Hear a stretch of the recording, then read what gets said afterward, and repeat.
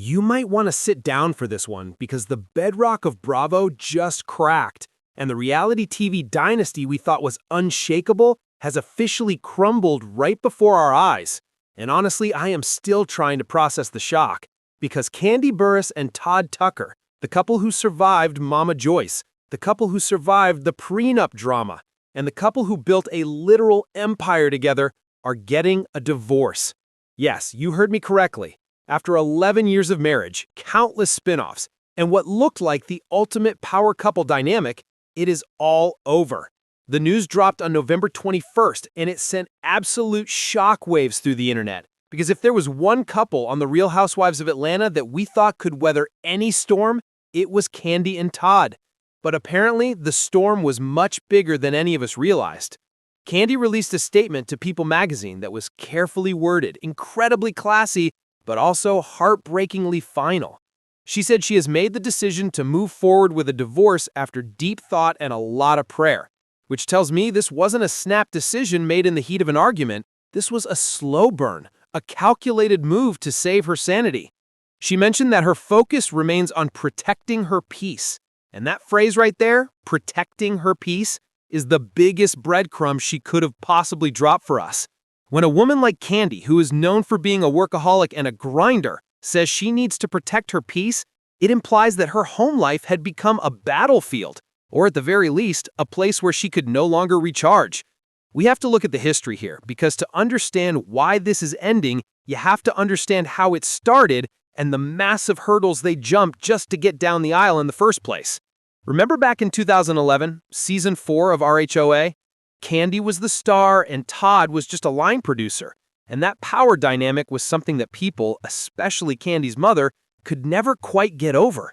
It was a forbidden romance in a way, the talent dating the crew, and it gave us some of the best reality TV moments in history, but it also laid a foundation of scrutiny that clearly never went away.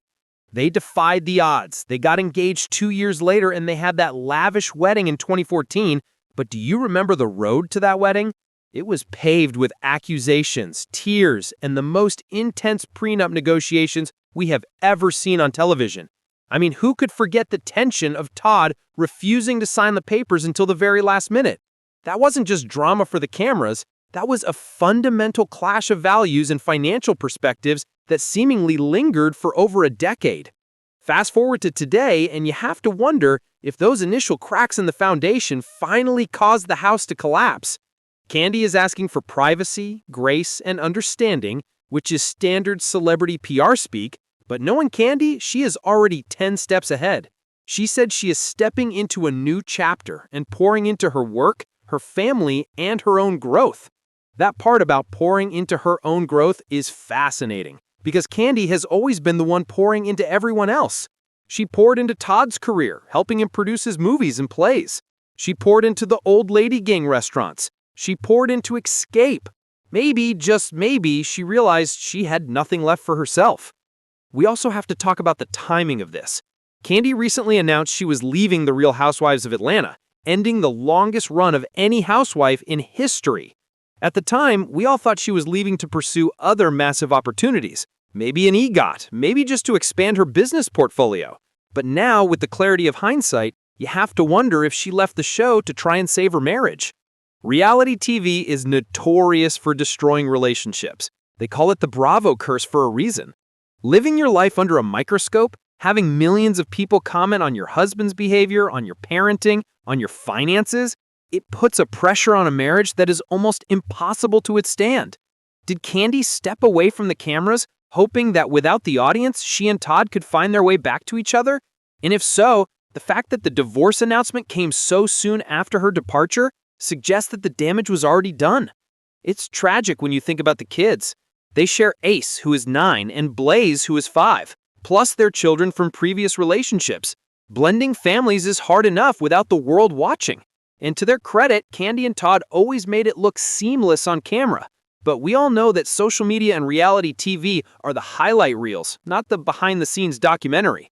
The statement mentions co-parenting with love and respect. And I believe they will do that because Kandi is nothing if not pragmatic and business-minded.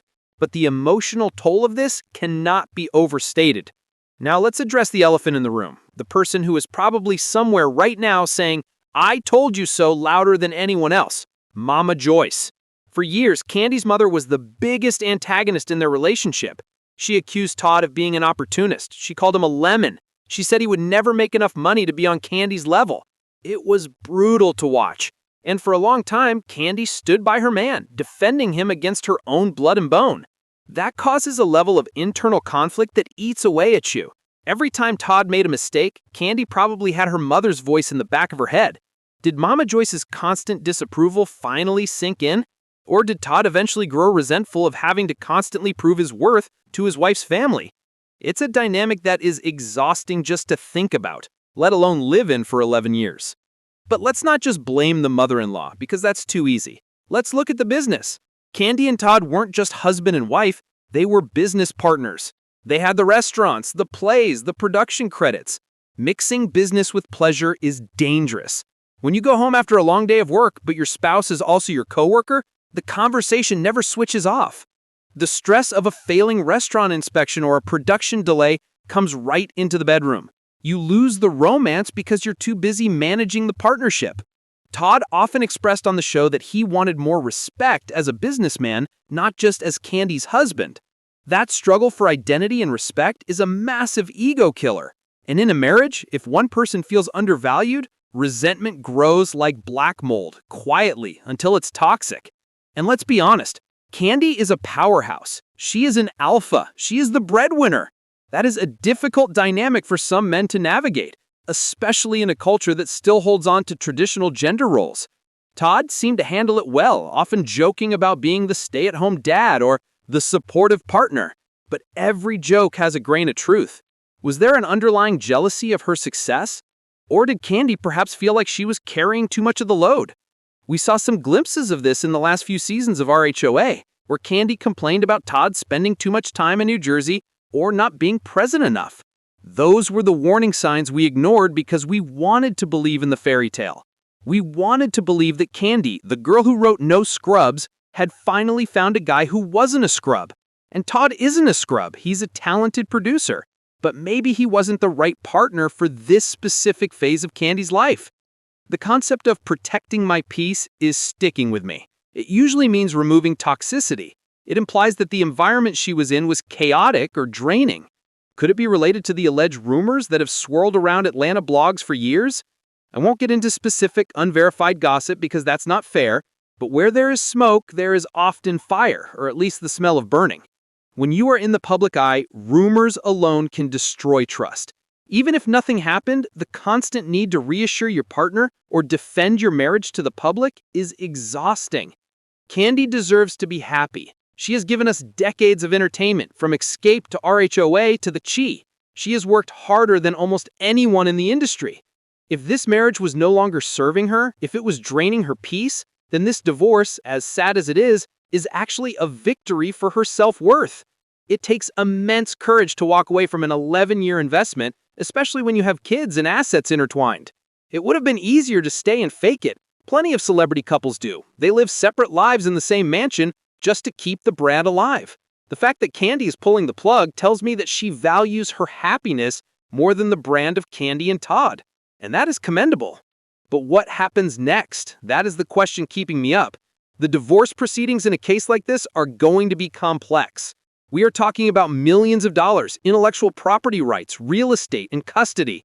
Remember that prenup? It's about to get tested.